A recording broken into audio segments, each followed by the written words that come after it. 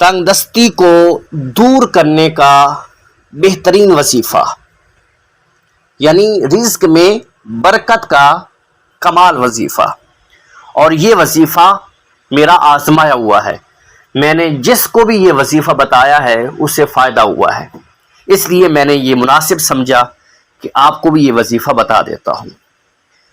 یہ وظیفہ کاروبار کے لیے، رزق میں برکت کے لیے، تنگ دستی کو دور کرنے کے لیے ہے۔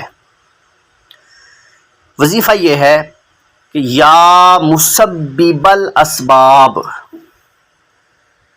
یا مسبب الاسباب 500 بار، اول آخر 11 مرتبہ درود پاک، عشاء کی نماز کے بعد قبلہ کی طرف منہ کر کے ننگے سر بیٹھ کر پڑھیں، یہاں تک کہ سر اور آسمان کے درمیان بھی کوئی چیز حائل نہ ہو، یعنی کھلے آسمان کے نیچے بیٹھ کر پڑھیں، سر پر ٹوپی بھی نہ ہو۔